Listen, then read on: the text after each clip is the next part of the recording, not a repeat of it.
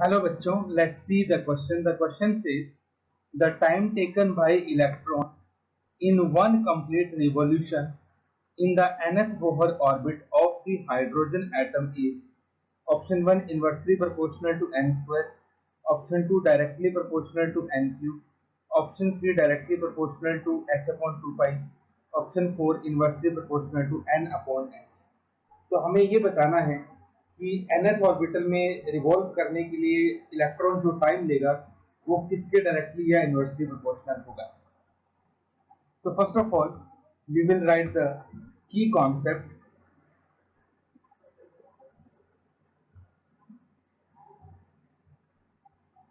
तो सबसे पहला की कॉन्सेप्ट हम यहाँ पे यूज करेंगे। हम बोहर मॉडल से डायरेक्टली दो रिलेशन उठाएंगे। The radius of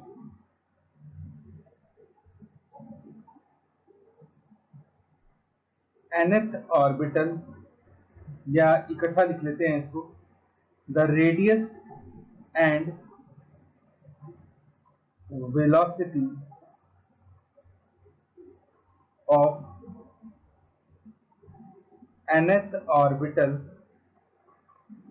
is given as, radius of nth के लिए हम Rn लिखते हैं and Rn is equal to h square upon 4 pi square E square m k into n square upon z।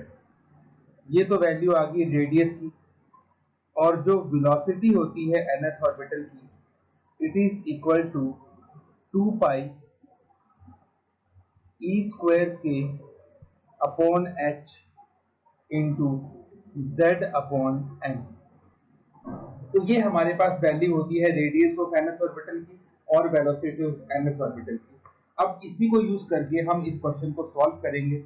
और सबसे पहले तो हम ये देखते हैं कि टाइम कितना लगेगा एक रिवॉल्यूशन के लिए।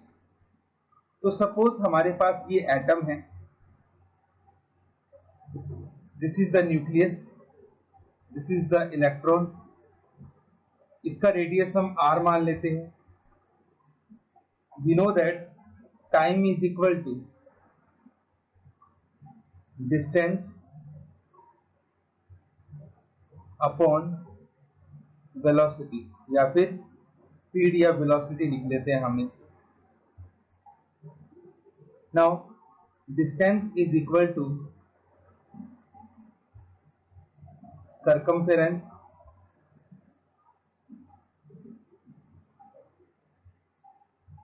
और सर्कल का सर्कमफेरेंस कितना होता है 2 पाई r। तो यहां से हमारे पास c कितना आ जाएगा 2 pi r upon v। This is equation number 1। अब पीछे जो हमने r और v की वैल्यू लिखी, put value of r and v in equation 1। तो जब हम r और v की वैल्यू इक्वेशन 1 में पुट करेंगे तो देखिए हमारे पास कुछ इस तरह से बनेगा, t equal to 2 pi, r की जगह वैल्यू आएगी h square upon 4 pi square ई स्क्वायर एम के into n square upon z। और v की जगह हम पुट करेंगे 2 पाई ई स्क्वायर के upon h into z upon n। इसको फर्दर हम और सिंप्लीफाई करेंगे तो यहां से t की वैल्यू हमारे पास बन जाएगी 2 pi h square into n square into h into n divided by 4 pi square E square m k z into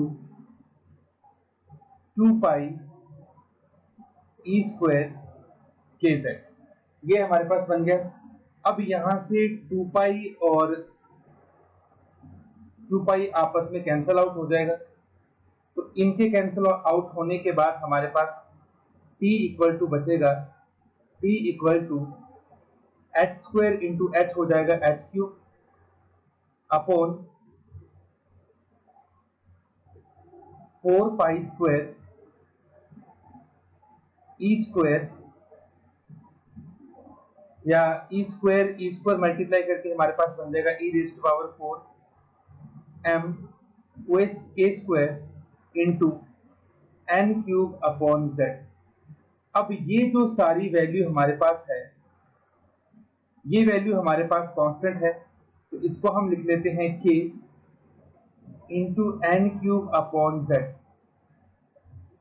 और हाइड्रोजन z की वैल्यू कितनी होती है 1, तो t हमारे पास कितना आ गया k इंटू एन का क्यूब, और we can write t is directly proportional to n cube.